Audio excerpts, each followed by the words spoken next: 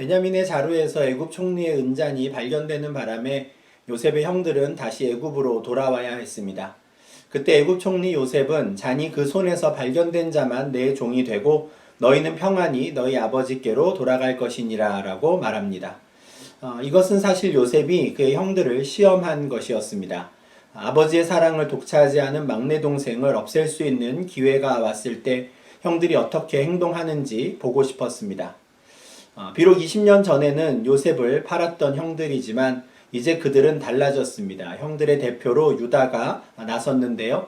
그는 아버지 야곱을 걱정하는 사람이 되었고요. 이제는 베냐민을 대신하여 자기 자신이 애굽 총리의 종이 되게 해달라고 간청할 수 있는 사람이 되었습니다. 유다의 고백을 통해서 완전히 달라진 형들의 모습을 확인한 요셉은 더 이상 그 정을 억제하지 못했습니다. 1절을 보면 그는 갑자기 자기에게서 모두 물러가라 라고 소리칩니다. 분명 이 말은 애굽의 언어로 한 것 같습니다. 그래서 요셉의 형들만 이 말을 알아듣지 못하고 그 자리에 가만히 서 있고 주변에 있던 모든 애굽의 신하들은 그 자리를 물러나게 됩니다. 그리고 그때 요셉은 형제들에게 자기를 알립니다. 그는 형들에게 나는 요셉이라 내 아버지께서 아직 살아계십니까? 라고 말하며 큰 소리로 울었는데요. 2절에서는 요셉이 우는 소리가 밖에 있는 애굽 사람에게 들렸고 바로의 궁중에까지도 들렸다라고 말합니다. 물론 이것은 과장된 표현일 것입니다. 총리가 갑자기 모두 물러가라 라고 하였을 때 그 주변에 있던 애굽의 신하들은 이제 문을 벗어나 방 밖으로 나가야 했고요. 아마 그곳에서 그들은 요셉이 우는 소리를 들었을 겁니다. 그리고 총리 요셉이 울고 있다라는 이 소식을 애굽 왕 바로에게도 전하게 된 것이죠. 그동안 통역원을 사이에 두고 자신들과 이야기하던 애굽의 총리가 갑자기 자신들의 그 말로, 그 언어로 말하는 것을 듣고 이 야곱의 아들들은 무척 놀랐을 것입니다. 그러나 그들을 정말 놀라게 한 것은 그 말의 내용이었습니다. 나는 요셉이라 내 아버지께서 아직 살아계시니까 라고 묻는 이 총리의 말을 듣고 형들은 아무 말도 할 수 없었습니다. 너무 놀랐기 때문이죠. 요셉은 너무 놀라 아무 말도 하지 못하고 얼어있는 그 형들을 가까이 오라고 말합니다. 가까이 와서 자기 얼굴을 보라고 한 것인데요. 어안이 벙벙해서 가만히 서 있던 그 형들이 한 걸음 가까이 오자 요셉은 다시 한번 나는 당신들의 아우 요셉이니 당신들이 애굽의 판자입니다 라고 설명합니다. 사실 지금까지 이 야곱의 아들들은 애굽의 총리에게 단 한 번도 지금은 사라지고 없는 동생의 이름을 말해준 적이 없었습니다. 더구나 자신들이 그를 팔았다 하는 말은 입 밖에 꺼내지도 않았습니다. 그저 동생들 중에 먼저 죽은 사람이 있다, 죽은 동생이 있다 라고만 말했지요.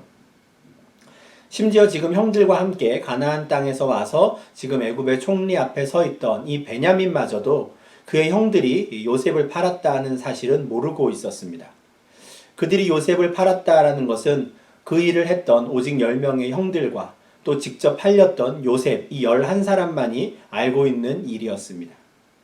그런데 바로 애굽 총리의 입에서 요셉이라는 이름이 나오고 당신들이 애굽의 판자라는 말을 들으니 너무 놀라서 아무 말도 할 수 없었습니다. 한마디로 온 몸이 얼어붙었을 것입니다. 지금 이 순간에는 그 동생을 다시 만난 반가움이나 또 요셉이 애굽의 총리가 되었다라는 어떤 놀라움의 기쁨 등은 이 형들의 감정과는 아마 거리가 멀었을 것 같습니다. 형들은 놀람과 동시에 두려움과 공포를 느꼈으리라 봅니다. 자신들이 요셉을 팔았다라는 것은 지난 20년 동안 이 10명의 형들 중 어느 누구도 입 밖에 꺼내지 않았던 비밀이었습니다. 문득 그 일이 떠올랐을 때에도 분명 애써 그 일을 기억 속에서 지우려고 했을 것이고요. 또한 그것이 나의 죄책감이 되어서 내 마음을 짓누를 때에도 애써 그것을 외면해 왔을 것입니다. 아버지 앞에서 혹시 실수로라도 그에 대해 이야기할까 늘 조마조마했을 것이고 어쩌면 베냐민에게 향한 그 아버지의 편애를 이번에는 모르는 척 눈감할 수밖에 없었던 것이 또 요셉을 팔았던 그 죄책감 때문이었을 수도 있습니다. 그런데 갑자기 그 일이 애굽 총리에 의해 드러나게 되었습니다. 더구나 그 총리가 바로 요셉인 것을 직접 눈으로 확인한 순간 그들은 굉장한 두려움과 공포를 느꼈을 것입니다. 그런데 이어지는 요셉의 말이 참 놀랍습니다. 5절 말씀인데요. 당신들이 나를 이곳에 팔았다고 해서 근심하지 마소서, 한탄하지 마소서. 하나님이 생명을 구원하시려고 나를 당신들보다 먼저 보내셨나이다. 이 말씀은 요셉이 지난 20여 년간의 자기의 인생을 한마디로 종합하여 정리한 말입니다. 요셉의 삶에서 일어난 일들, 우리가 지금까지 보았던 일들을 하나씩 나열해 보면 모든 사건들 하나하나가 정말 영화나 드라마의 소재로 쓰일 법한 일들이었습니다. 아버지의 사랑을 한 몸에 받던 그가 형들에 의해 노예로 팔렸던 것이 17살 때였습니다. 형들은 본래 그를 죽이려고 했는데 그를 미디안 상인에게 노예로 팔았지요. 어쩌면 형들은 마치 그를 노예로 파는 것이 그에게 큰 아량을 베푸는 것처럼 그를 끔찍이도 생각해서 죽이지 않고 그의 목숨만은 살려주는 것처럼 으스댔을지도 모릅니다. 아버지의 사랑을 받던 아들에서 한순간에 노예로 전락했던 그 요셉은 애굽왕 바로의 친위대장 보디발의 집에서 종살이를 하게 되었습니다. 그런데 그때에도 그는 억울한 누명을 쓰고 감옥에 갇혔지요. 그나마 감옥에서 술 맡은 관원자의 꿈을 해석해 주면서 내가 이제 누명을 벗고 감옥에서 나갈 수 있을까 좀 희망을 품었던 적도 있었습니다. 그러나 그 이후에도 그는 2년 동안이나 더 감옥에 머물러 있어야 했습니다. 모든 것을 다 포기했을 법한 바로 그 순간 어느 날 갑자기 감옥 문이 열리고 간수가 자기를 불러냅니다. 그리고 그날 그가 애굽왕 바로 앞에 서게 되지요. 그는 그날 바로의 꿈을 해석하였고요. 한순간에 애굽 온 땅을 다스리는 총리가 되었습니다. 영화나 드라마의 소재를 뛰어넘어서 이것은 사람의 생각으로는 있을 수 없는 일들, 반전의 연속, 놀라움의 연속이 바로 지난 20년간의 요셉의 인생이었습니다. 그런데 그 20년 동안 요셉이 겪은 그 수많은 일들 중에 어쩌면 가장 놀라운 일은 갑자기 그의 형들이 그 앞에 나타나 엎드린 일이 아닐까 싶습니다. 그때 요셉은 하나님이 내게 내 모든 고난과 내 아버지의 온 집 일을 잊어버리게 하셨다라는 의미를 가진 이 므낫세라는 이름을 큰 아들에게 지어주고 모든 과거의 어두운 기억들을 이젠 뒤로 한 채 이제는 애굽에서 내가 사랑하는 가족들과 밝은 미래를 꿈꾸며 살아야겠구나라고 생각했던 때였습니다. 그런데 형들이 자기 앞에 갑자기 나타나 절하는 것을 보게 된 것이죠. 그리고 그때 그는 20년 전 17살 시절에 꾸었던 그 꿈을 생각하게 됩니다. 그때부터 요셉의 마음이 참 복잡해졌습니다. 형들을 감옥에 가두었던 사흘 동안의 시간이 요셉에게는 아주 중요한 시간이었습니다. 하나님께서 지금 이 순간 17살 때 꾸었던 그 꿈을 생각나게 하신 이유가 무엇인지 고민하는 시간이었습니다.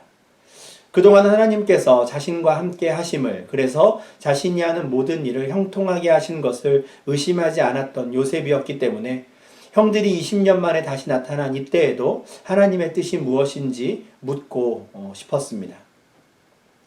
42장 18절에서 그는 나는 하나님을 경외하노니 너희는 이같이 하여 생명을 보전하라 라고 말했었는데요. 이것은 사흘 동안 고민하며 하나님의 뜻을 물었던 요셉의 결론이었습니다. 일단 그는 형들에게 복수하는 것보다는 생명을 보전하는 일을 하기로 합니다. 다만 그때에도 그의 감정이 완전히 정리된 것은 아니었습니다. 아무리 요셉이 훌륭한 인격의 소유자라고 해도 형들을 본 순간 모든 것을 용서하고 어떻게 그것을 다 용납할 수 있겠습니까? 더구나 그때는 형들은 애굽의 총리가 요셉인 줄도 모르고 있었을 때입니다. 그래서 요셉은 형들에 대한 생각과 감정을 정리할 시간이 필요했고요. 아울러 형들이 과연 얼마나 달라졌을까 확인도 하고 싶었습니다.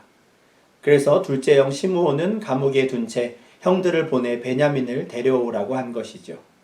그리고 은잔을 베냐민의 자루에 숨겨두고 형들을 시험하기도 했습니다. 마지막으로 아버지의 사랑을 독차지하는 그 막내 동생을 처리할 수 있는 기회를 던져주며 형들을 시험하였지요. 그런데 베냐민의 죄를 자신이 대신 지고 기꺼이 애굽 총리의 종이 되겠다는 이 유다의 말을 듣고 요셉의 응어리졌던 모든 마음이 완전히 녹아내리게 되었습니다. 바로 우리가 지난 시간까지 보았던 말씀이 바로 이것이었죠. 그런데 오늘 본문은 바로 이 순간 요셉이 그동안 고민하며 확인하고 싶었던 그 하나님의 뜻이 무엇인지 확실히 깨닫고 또 그에 대한 믿음과 확신을 갖게 된 순간이다라는 것을 보여줍니다. 지난날의 일들을 구구절절히 이야기하면 할 말도 많고 또 감정적으로 더 풀어야 할 것들도 많았지만 요셉은 그 모든 일을 하나님께서 하신 일로 받아들입니다. 그래서 그는 놀라서 아무 말도 못하는 형들에게 당신들이 나를 이곳에 팔았다고 해서 근심하지 마소서, 한탄하지 마소서, 하나님이 생명을 구원하시려고 나를 당신들보다 먼저 보내셨나이다 라고 말할 수 있었습니다. 계속해서 그는 형들에게 하나님께서 앞으로 행하실 일에 대해서도 설명합니다. 지난 2년 동안 극심한 흉년이 있었지만 앞으로 5년도 그 흉년이 남았다고 말하죠. 이것은 하나님이 하신 일인데 바로 그 7년간의 큰 흉년으로부터 하나님께서 우리 온 가족을 구원하시기 위해서 저를 먼저 이곳으로 보냈습니다 라고 설명합니다. 그러니 이제는 걱정할 필요 없습니다 하는 것이죠. 7절에서 요셉은 이것을 하나님의 큰 구원이라는 말로 표현합니다. 요셉은 형들이 자신을 노예로 판 것은 이 7년의 대흉년 중에 자기 자신뿐 아니라 형들과 형들의 후손들까지도 구원하시기 위한 하나님의 계획 중 하나였다라고 받아들였습니다. 그래서 그는 8절에서 다시 한번 나를 이리로 보내신 이는 당신들이 아니요 하나님이십니다 라고 말합니다. 참 귀한 고백인데요. 이것은 하나님께서 자신을 통해 하고자 하신 일이 무엇이었는지를 확실히 깨달은 사람, 그래서 이 모든 것을 믿음으로 받아들인 사람만이 할 수 있는 고백입니다. 한번 생각해 보시면 좋겠습니다. 그런 일은 벌어지지 않았지만 정반대의 극단적인 상황을 한번 상상해 보면 좋겠습니다. 6절과 7절에서 요셉이 한 이 말을 만약에 형들이 했다고 하면 어떻겠습니까? 애굽의 총리가 된 요셉을 만난 형들이 20년 전에 우리가 너를 판 것은 이렇게 하나님의 뜻을 이루기 위한 것이었다고, 그러니 우리를 용서해야 한다고 말한다면 어떻겠습니까? 아마 그 말을 듣는 모든 사람들이 분노할 것입니다. 그렇게 말할 사람이 있을까 싶지만 사실 궁지에 몰린 사람들이 이처럼 말도 안 되는 변명을 하는 일들이 있습니다. 예를 들어 초대교회 당시에 유다복음이라고 하는 영지주의자들의 문헌, 책이 있었습니다. 이 책은 예수님을 팔았던 가룟 유다가 기록한 것 같은 형식으로 되어 있기 때문에 이제 유다복음이라고 불리는 책입니다. 근데 이 책의 내용을 보면 예수님께서 십자가에 달려 죽으시고 부활하셔서 하나님의 그 뜻을 이루실 수 있었던 이유는 가룟 유다가 예수님을 팔았기 때문이다 라고 말합니다. 그래서 그 유다는 악한 사람, 죄인이 아니라 오히려 예수님께서 하나님의 뜻을 이룰 수 있도록 도운, 아주 절대적인 도움을 준 사람이다 라고 말하는 것이죠. 이것은 절대 그렇지 않습니다. 예수님께서는 가룟 유다에게 차라리 태어나지 않았으면 좋았을 사람이다 라고까지 말씀하셨습니다. 그가 분명 악한 자이며 그가 한 행동이 악한 것이다 라고 분명히 말씀하시죠. 물론 이 말씀은 그가 악한 자가 될 어쩔 수 없는 운명을 타고났다라는 말씀이 아닙니다. 그가 예수님을 판 것이 그만큼 하나님 보시기에 악한 일이고 용서받지 못할 일이다 라는 말씀이지요. 다만 하나님께서 가룟 유다가 행한 그 악한 일까지도 합력하여서 선을 이루시는 신실한 분이시기에 그 일을 통해서도 예수님의 십자가 죽음과 부활이라고 하는 하나님의 뜻을 이루신 것입니다. 요셉의 상황도 마찬가지입니다. 만약에 형들이 요셉에게 우리가 한 일은 우리 온 가족을 구원하시기 위한 하나님의 계획을 이룬 것이다 라고 말한다면 이것은 매우 폭력적인 말이 될 것이고요. 그들은 용서받지 못할 악한 자들이 될 것입니다. 그런데 이 6절과 7절에 이 말을 한 사람이 요셉이라는 겁니다. 요셉이 한 그 말은 악인들이 자신들의 잘못을 덮기 위해 둘러댄 그 변명이 아니었습니다. 그것은 지난날 자신이 겪은 모든 일들을 합력하여 선을 이루시는 하나님의 주권으로 인정하고 그 모든 일들이 어떻게 이루어진지 확인한 사람이 그것을 믿음으로 받아들인 그 믿음의 고백이었습니다. 8절 하반절에서 요셉은 하나님께서 그 큰 구원을 이루시기 위해 자신을 바로의 아버지와 같은 존재가 되게 하셨다라고 말합니다. 그리고 자신을 애굽 온 땅의 주와 통치자로 삼으셨다라고 설명하지요. 7년의 풍년에 이어서 이어지는 이 6년까지 요셉이 꿈을 해석한 그대로 진행되었을 때 애굽 왕 바로는 마치 요셉이 나의 아버지라도 되는 것처럼 요셉의 말이라면 무조건 들어주고 그의 말을 따라주게 되었습니다. 이 모든 상황이 하나님께서 하신 일이다라는 것이죠. 요셉은 하나님께서 자신에게 이 정도의 권한을 주신 것, 바로로부터 이 정도로 신임을 받게 하신 것은 하나님의 그 크신 구원 계획을 속히 이루시기 위함이다라고 생각하였습니다. 그래서 그는 형제들에게 나를 이곳에 보낸 것은 당신이 아니라 하나님이십니다 라고 말할 수 있었고요. 이제 서둘러 다음 단계의 일을 진행하고자 합니다. 요셉은 형들에게 앞으로도 5년 더 극심한 흉년이 이어질 것이니 어서 아버지를 모시고 오라고 말합니다. 그리고 아버지와 온 가족들이 오면 고센 땅에서 살면 된다라고 이야기합니다. 아마 요셉은 혼자 이런저런 생각 끝에 이런 준비들을 해오고 있었던 것 같습니다. 분명 아버지 야곱은 이 모든 사실을 믿지 못하겠지만 형들이 지금 와서 본 그 모든 내용들을 아버지에게 가서 말하고 꼭 모시고 오라고 당부합니다. 그리고 그제서야 그는 보고 싶었던 동생 베냐민을 붙잡고 울기 시작합니다. 베냐민도 어릴 적에 어느 날 사라졌던 그 형을 다시 만나게 되었고 죽은 줄 알았던 그 형이 다시 만나게 되었으니 그저 목을 안고 울 수밖에 없었습니다. 형들은 요셉이 하는 말을 다 듣고 요셉이 베냐민을 붙잡고 한바탕 울 때까지도 도저히 믿기지 않아 아무 말도 할 수 없었습니다. 그런 형들에게 요셉이 다가가 입 맞추고 안고 울 때 그때 비로소 형들도 입을 열어 요셉과 대화를 할 수 있었습니다. 그러고 보면 1절부터 지금 15절까지 형들은 한마디도 하지 못합니다.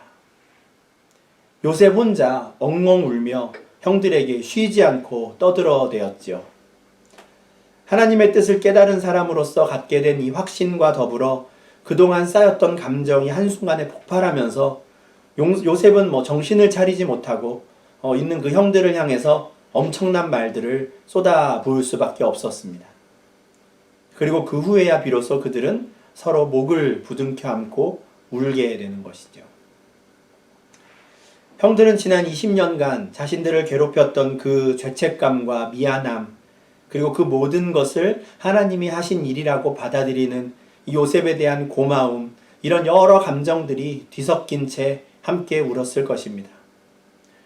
요셉은 바로 1년 전 형들이 갑자기 자기 앞에 나타난 순간부터 지금까지 그의 마음속에 요동치던 수많은 감정들을 한 번에 다 토해내면서 또 형들을 진심으로 용서할 수 있게 하신 그 하나님께 감사하고 또 정말 보고 싶었던 베냐민을 만나 그 반가운 마음이 또 뒤섞여 함께 울었을 것입니다.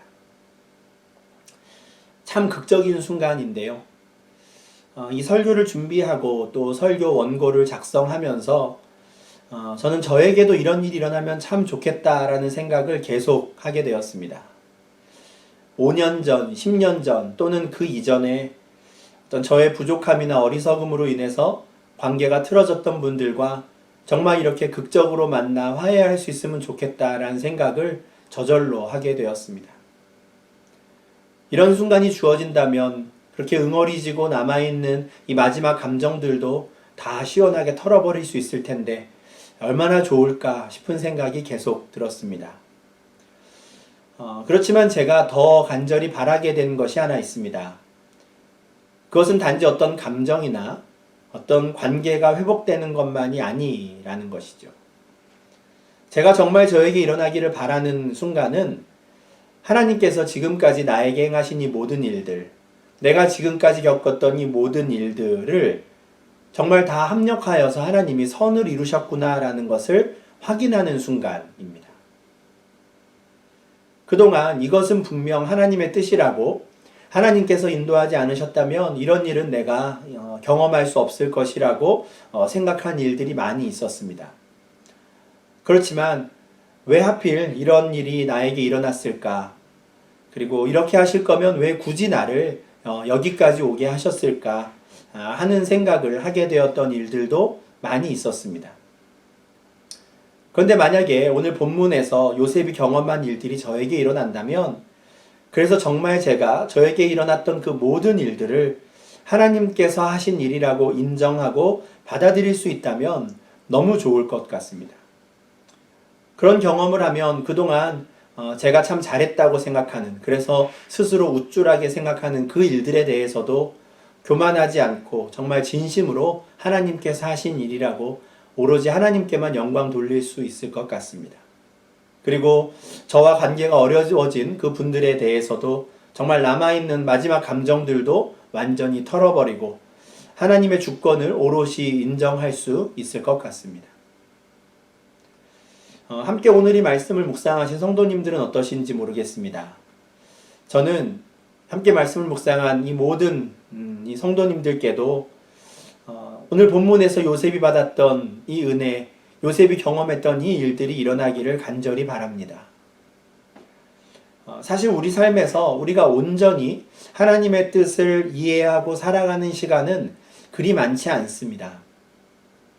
우리는 날마다 하나님께서 우리의 발걸음을 인도해 주시기를 기도하며 살지만, 또 매일 무엇인가를 결정하고 방향을 정해야 할 때에는 결국 우리가 원하는 대로, 우리가 바라는 대로 판단하고 결정할 수밖에 없습니다.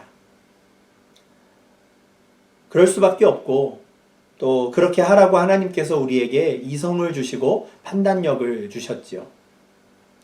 우리는 다만 우리의 판단과 결정이 하나님의 뜻에 어긋나지 않기를 바랄 뿐입니다. 그런데 문제는 우리가 바라던 방향대로, 우리가 원하던 그림대로 그 모든 일들이 진행되지 않을 때가 더 많다라는 점입니다.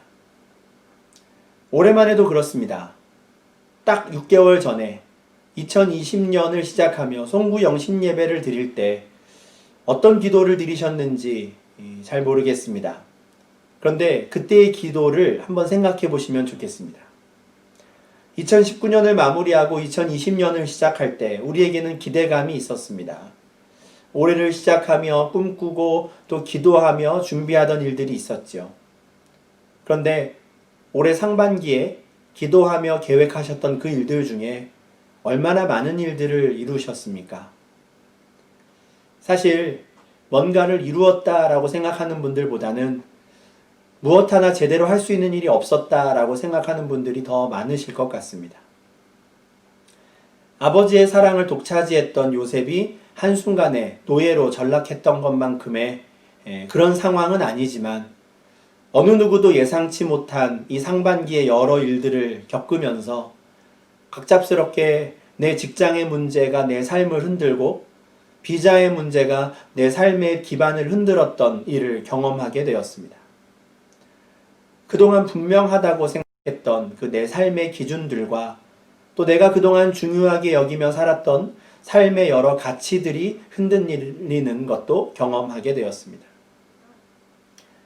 이런 상황에서도 내가 할 수 있는 일이 없으며 그저 잘 견디고 지나가야 할 수밖에 없다는 이 사실이 또 우리를 더욱 힘들게 하기도 합니다.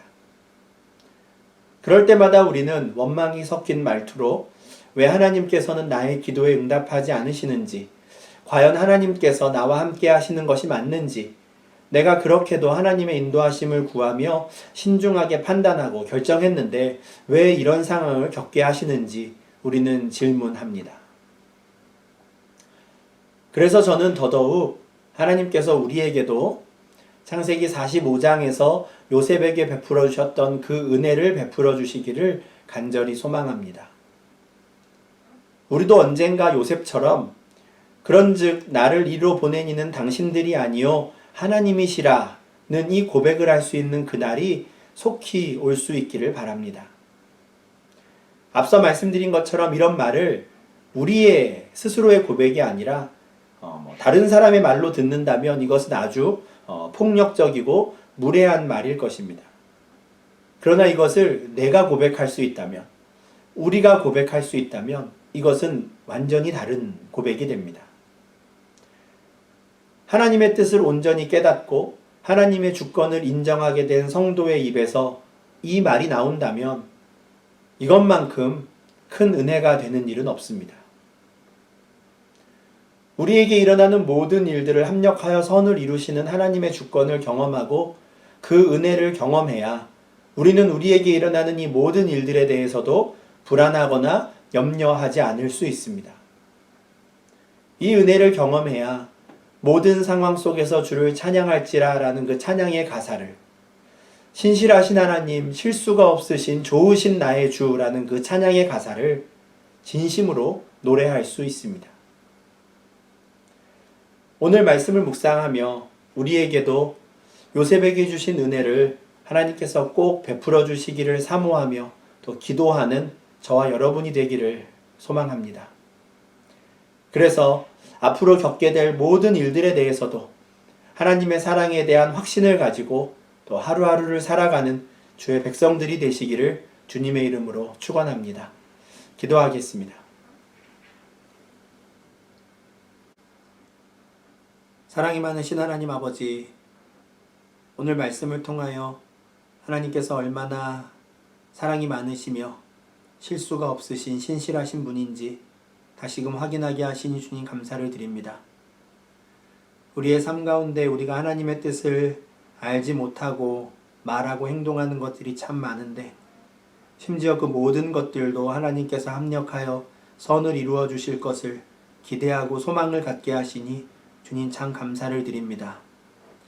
지난 상반기 뜻하지 않은 상황 가운데 정말 알 수 없는 일들로, 예상치 못했던 일들로 우리의 삶의 근간이 흔들리며 우리가 앞으로 어디에서 어떤 상황에 처하게 될지 알 수 없어 주님 답답했던 일들을 겪었습니다.